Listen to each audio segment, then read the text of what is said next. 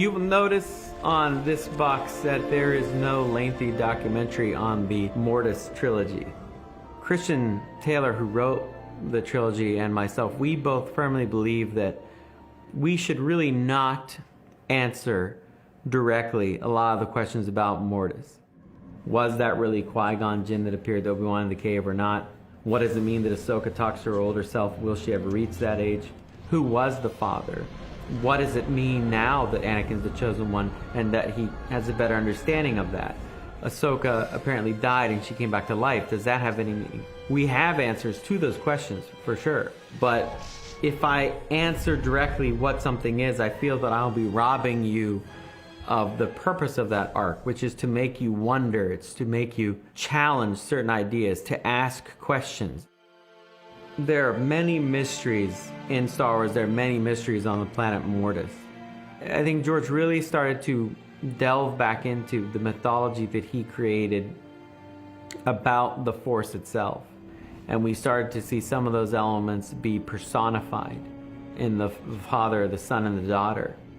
George is highly involved in all aspects of this series, but when we deal directly with the Force, Christian Taylor and I feel very strongly that that word has to come directly from George. A lot of the notes from Mortis come from a really old binder that George has that has his original writings on what the Force is and what makes it up. The core of the Force. I mean, you got the dark side, the light side. One is selfless, one is selfish. And you want to keep them in balance. Slowly, over time, things will start to become more clear about Mortis. We aren't done exploring the nature of the Force and the kind of bigger mythical questions that we began to ask in the Mortis trilogy. Always in motion is the future, and the Clone Wars future is in motion right now, working on future episodes that will continue this rather intriguing arc that George has brought to light after many years.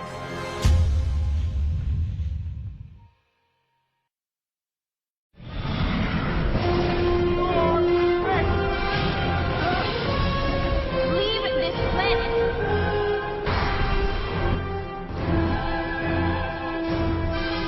Overlords is probably one of the most incredible things we've been asked to do on this series. Not in way of effects necessarily, in way of animation, visuals, but the story that George laid out for us was something that I think that we'd all, as Star Wars fans, as lovers of mythology, wanted to delve into for a very long time, which was a much more intensive look at the Force and Force wielders and how that's used, and this whole prophecy of the Chosen One, and what does that mean?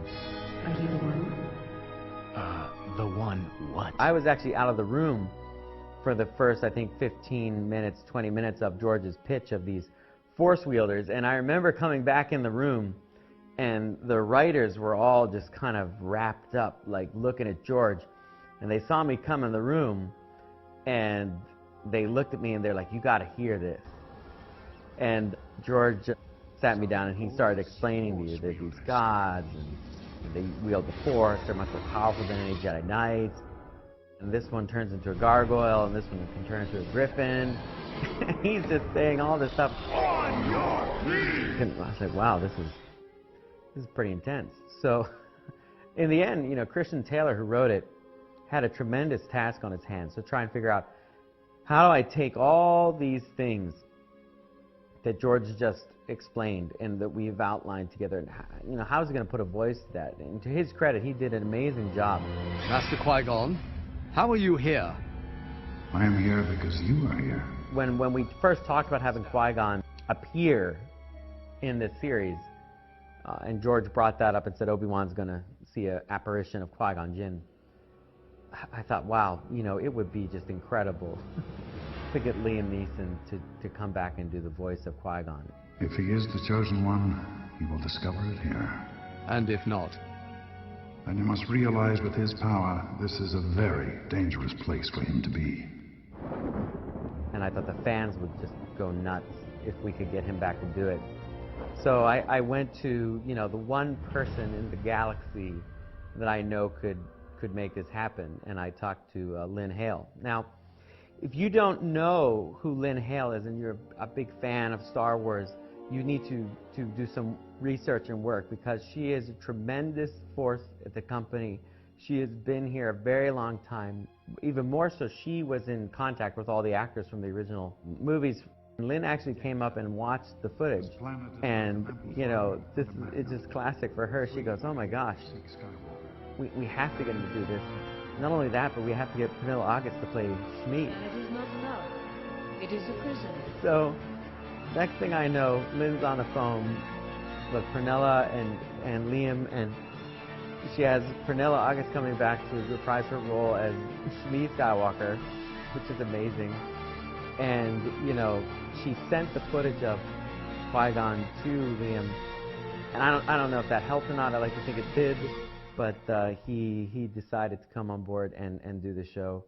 And you know, I'm so grateful for that, because he really didn't have to do that, and I think it speaks to how much he really, you know, enjoyed working on Star Wars, and it was such a nice thing to do. And the whole time working with him, I mean, Matt Wood and I were just sitting there, you know, and he would say these lines, and he'd say the name Obi-Wan, and I mean, I will admit it, the fan inside me was I just kind of looked at Matt Wood and I was like, it's Qui-Gon talking about Obi-Wan Kenobi.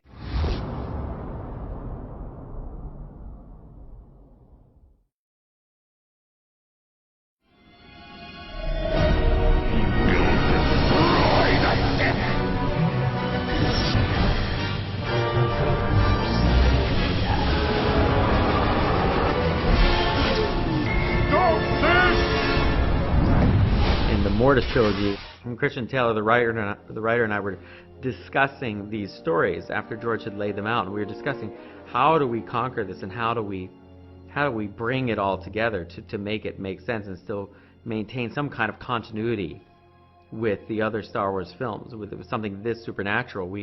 I would just tell Christian, you have to think of it like these are 3 entire episodes that take place in the tree when Luke is on Dagobah.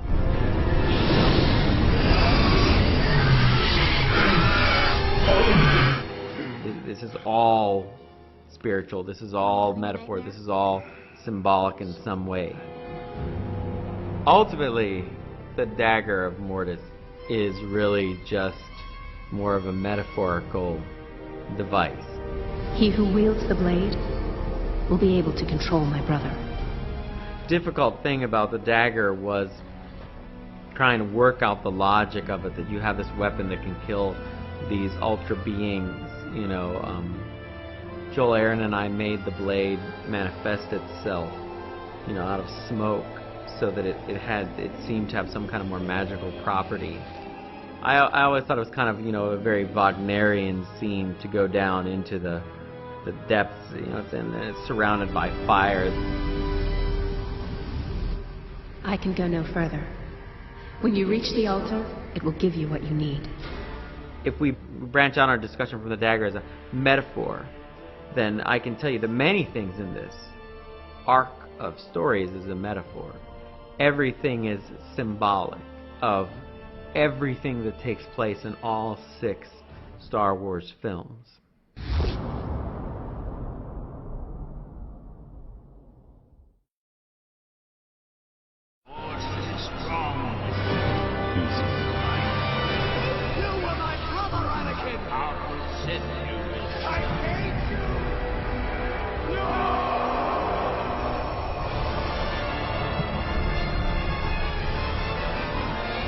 One of the very interesting things in the final episode of Mortis that I know fans would have found very interesting was that George was looking for 2 ancient Sith Lords that could, bring some meaning that would be kind of like an uber evil influence guiding the Son. And this was Darth Bane and Darth Revan, both of who existed in the EU. So it was going to be a big deal to bring these kind of legendary Sith Lords into Clone Wars, and thus, into the world of the George Lucas Star Wars story.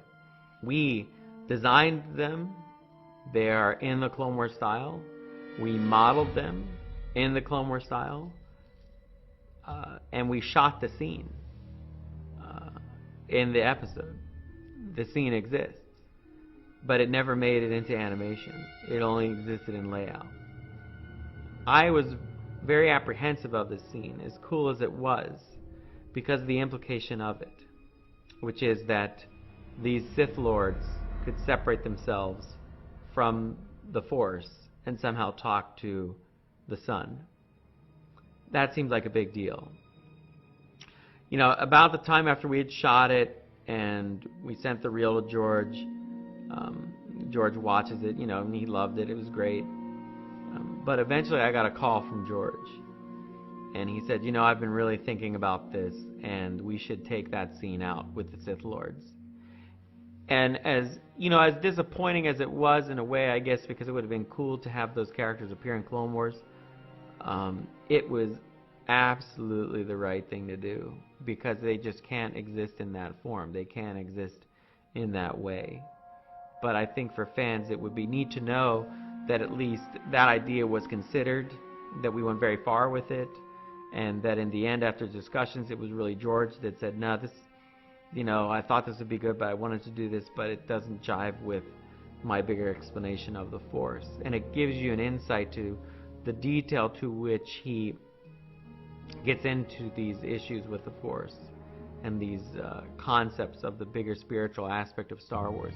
He's very involved in them, and to be honest, the writers and I feel very strongly when we're bringing these type of episodes to screen that, I mean, George has to be more involved than normal, because we have to get this stuff right. Of everything we do, you know, we have to get this stuff right, because this is the Force. This is the whole ball game.